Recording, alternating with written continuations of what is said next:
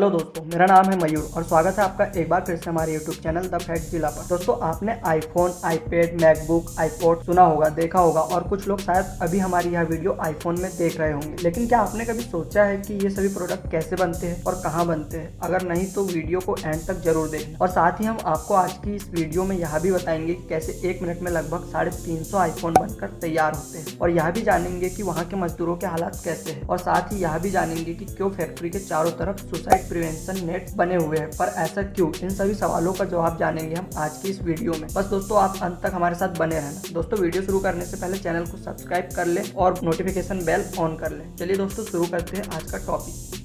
दोस्तों, आइए सबसे पहले जानते हैं कि मेरा, आपका और हम सभी का ड्रीम फोन यानी कि आईफोन आखिर बनता कैसे। दोस्तों, हम में से कई लोगों को लगता होगा कि आईफोन अपने सारे पार्ट्स खुद ही बनाता है, लेकिन यह बिल्कुल भी सच नहीं है। आपको बता दें कि एप्पल कंपनी जो कैमरा यूज करती है वो सोनी कंपनी का होता है, और जो टच का इस्तेमाल किया जाता है वो भी सैमसंग कंपनी का OLED टच होता है। और इतना ही नहीं, बल्कि इनके ज़्यादातर पार्ट्स यानी कि लगभग 13% पार्ट्स जापान में और 27% पार्ट्स साउथ कोरिया में बनाए जाते हैं, और फिर इन सभी पार्ट्स को चाइना की फॉक्सकॉन कंपनी में असेंबल और मैन्युफैक्चर किया जाता है। यस, एप्पल के ज़्यादातर प्रोडक्ट्स इसी कंपनी से असेंबल होके मैन्युफैक्चर होके आते हैं, यानी कि हमारा ड्रीम फोन चाइना में बनाया जाता है। जी हाँ दोस्तों, ज़्यादातर आईफोन चाइना में ही बनाए जाते हैं। फॉक्सकॉन कंपनी में लगभग हर दिन 5 लाख आईफोन तैयार किए जाते हैं। लेकिन कैसे, इसका जवाब जानेंगे हम आगे। आपको बता दें कि यह कंपनी बहुत बड़े एरिया में फैली हुई है, इसलिए इसे चाइना में आईफोन सिटी के नाम से भी जाना जाता है। यह कंपनी चाइना के जेंगजाओ शहर में स्थित है। दोस्तों, ये तो बात हुई एप्पल कंपनी के प्रोडक्ट कहाँ और कैसे तैयार किए जाते हैं। आइए अब जानते हैं कि कैसे 1 मिनट में लगभग 350 आईफोन मैन्युफैक्चर किए जाते हैं। दोस्तों, अब तक आप यहाँ तो जान ही गए होंगे कि एप्पल के ज्यादातर प्रोडक्ट्स चाइना में फॉक्सकॉन कंपनी द्वारा बनाए जाते हैं। आपको बता दें कि इसकी फॉक्सकॉन कंपनी सिर्फ एप्पल प्रोडक्ट से ही नहीं, बल्कि डेल, HP, सैमसंग कंपनी के प्रोडक्ट भी बनाती है। लेकिन यह कंपनी एप्पल कंपनी के प्रोडक्ट्स मैन्युफैक्चर करने के लिए ही जानी जाती है। एक रिपोर्ट के अनुसार साल 2018 में इस कंपनी में लगभग 1.8 बिलियन लोग काम करते थे। इस कंपनी में एक दिन में लगभग 5 लाख आईफोन तैयार किए जाते हैं। इस फैक्ट्री में आईफोन की फाइनल असेंबल प्रोसेस होती है, जहां अलग अलग तरह के काम अलग अलग लोगों में डिवाइडेड होता है। दोस्तों, आपको लगता होगा कि फॉक्सकॉन कंपनी में काम करना बेहद ही आसान होता होगा, लेकिन ऐसा बिल्कुल भी नहीं है। यहाँ काम करने वाला वर्कर दिन भर केवल एक ही काम करते हैं, जिससे उनकी प्रोफिशिएंसी उसी काम में बनी रहे। मतलब अगर आपको स्क्रू लगाने का काम दिया गया है तो आप दिन भर केवल स्क्रू ही लगाएंगे। दोस्तों, जैसा कि मैंने आपको बताया कि यहाँ per day 5 lakh iPhone manufacture किए जाते हैं, पर जब हाई डिमांड सीजन होता है तब यहाँ प्रोडक्शन दुगना हो जाता है, और जाहिर सी बात है प्रोडक्शन दुगना होने पर वर्कर डिमांड भी दोगुनी हो जाती है। और फॉक्सकॉन की इसी डिमांड को पूरा करने के लिए चाइना की सरकार किसी फिल्मी हीरो की तरह एंट्री मारती है। यहाँ की सरकार लोकल एरिया को एक मंथली कोटा देती है कि इस महीने इतने वर्कर प्रोवाइड करना है किसी भी हालात में। दोस्तों, आगे बढ़ने से पहले फॉक्सकॉन के बारे में जान लेते हैं। यह फैक्ट्री तकरीबन 3.5 किलोमीटर के एरिया में फैली हुई है, और इस फैक्ट्री के पास एक सिटी बसी हुई है, जहां आपको काफी सारे massage parlour, video game centre, shoe shop, hostel, cafe,